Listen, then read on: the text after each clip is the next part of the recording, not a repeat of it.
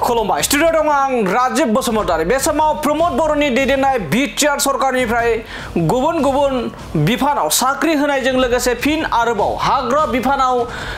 सा 211 खामानि मावग्राफोरनो केजुएल महरै गनायथि बिलाइ रानना होदों दिनै बिटिआरनि गाहाय मावफुं सोद्रोमा प्रमोद बर'नि आखाइजों लोगोसे बिटिआर हाग्रा बिफाननि मावफुं सोद्रोमा रनजित बसुमतारी बिथांमोननि आखाइजों थारैनो बे समाव मख'नांगोन दि थांनाय 17 बोसोराव हाग्रामा महिलारि बिथांमोना गोबां मानि सोद्रोमाफोरखौ हाग्रा बिफानाव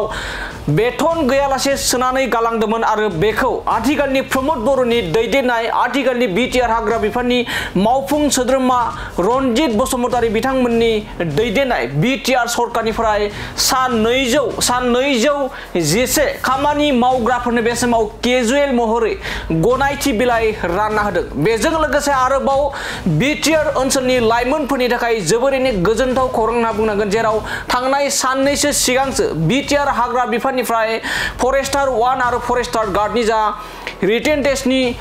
रिजाल्ट होनानै उथ्रिसारना दं बिथांमोननि रिजाल्टखौ फैगौ जुलाइ दानाव गाहाय प्रमोद बर' थामहिनबा बिटिआरनि गाहाय मावफुं सोद्रोमा प्रमोद बर'नि दैदेननायाव बिटिसिआव गासै सा 2231 सुबुंफोरनो एपइन्टमेन्ट होगोन होननानै बे समाव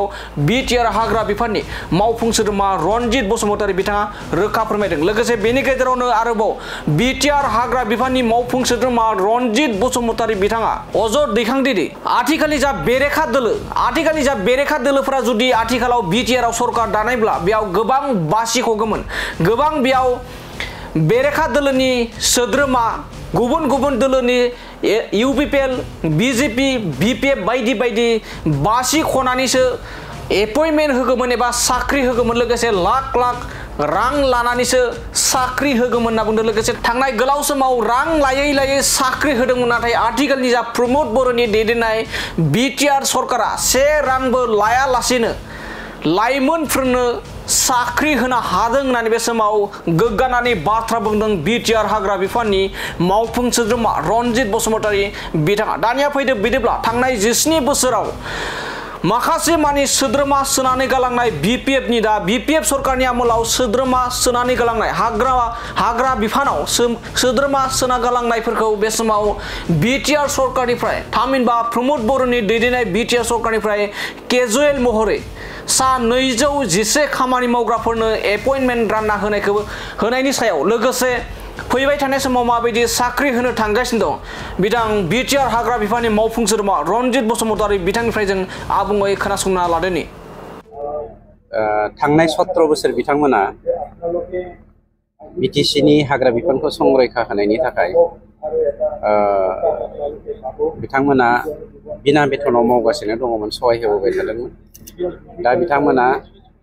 केजुएल हिसाबै जोंनि सरकारनिफ्राय एपइन्टमेन्ट मोनबाय आरो बिथांमोना मान्थलि सेलारि मोनबाय थासिगोन बोसोरे बोसोर बिदिनो इंक्रिमेन्ट जालांगोन आरो मोनसे समाव बे रेगुलार जालांगोन। दिनै जोङो 211 ता जायफ्रा कन्ट्रेक्चुएल बेसिसाव 17 बोसोर साख्रि मावबोदोंमोन बिथांमोननि एपइन्टमेन्टखौ होनो मोननानै खोब गोजोननाय मोनदों आरो बिसेसभाबे जोंनि फरेस्ट डिपार्टमेन्टआव जा मेन पावारा खोब खममोन बेखौ दिनै सुफुंनो हागोन आसा खालामदों। बावैसोनो जोंहा फरेस्ट डिपार्टमेन्टनिनो 300निख्रुइबो बांसिन जोङो फरेस्ट गार्ड आरो फरेस्टार 1 जोङो साख्रि होनो थांगासिनो दङ। टटेल जोंनि बिटिसिआव 2231 सा नैबे जुलाइ दाननि गेजेराव जोंनि सरकारा माना गेदेर चिफ प्रमोद बर' बिथांनि दैदेननायाव जोङो साख्रि होगोन एपइन्टमेन्ट होगोन। बेवहाय नोंथांमोननि मिडियानि गेजेरजों जोंनि थांनाय 35 बोसोर बर'लेण्ड सोमावसारनायाव जायफ्रा मुंख्लं जादों बे मुंख्लं जानाय न'खरफोरनि जायफ्रा इन्टारभिउआव गुबुन गुबुन इन्टारभिउफ्राव एपियार खालामदों बिथांमोननि थाखाय जोंनि सरकारा फिक्स खालामदों जे दाखालि मोनसे जोङो सावरायलायनायनि गेजेरजों जे बिथांमोननो 3% बा 3% जोङो खथा दोननाय जादों आरो बिनि गेजेरजोंनो मुंख्लंफोरनि जेंनाखौ खथाखौ जोङो हानायमानि फिलआप खालामनानै जोंनि जा हारिनि थाखाय बावलांनाय जिउ बावनाय थै बावनाय मानसिफोर बिथांमोननो जों बारसे बिबारफोर होनो हानायफोर बायदि माबा मोनसे खालामनो हायोमोन नामा बे थांखिजों डिसिसन लानाय जादों। खोब कम्पिटिटिभ टटेल जोंनिया थांनाय बाराव 4 ग्रेडआव होनाया नैबे सेकेन्ड फेजआ नङा फार्स्ट फेजआव 193 पस्ट दंमोन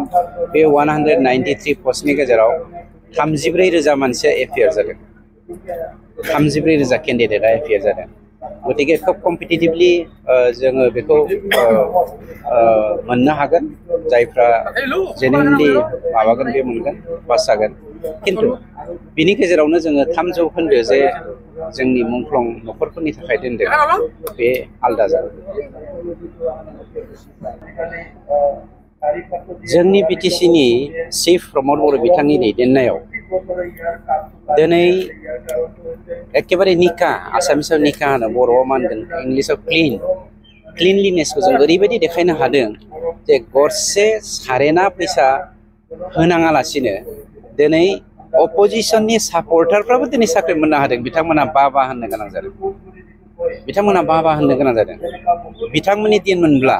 बेवहाय हारसा बर' जोगारलायगौमोन आरो UPPL कंग्रेस BJP BPF बेफोरबायदि डिफारेन्स लाबोनानै पलिटिकेल डिफारेन्स लाबोनानै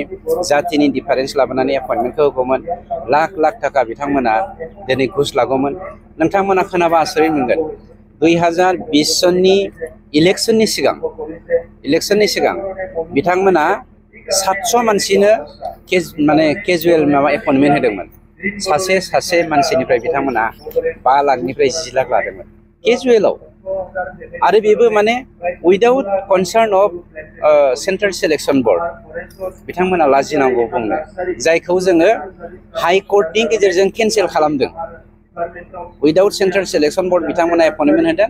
जों बेखौ केन्सेल खालामदों गतिके डिफारेन्सआ बेनो अलरेडि जोङो बहुत साख्रि होबाय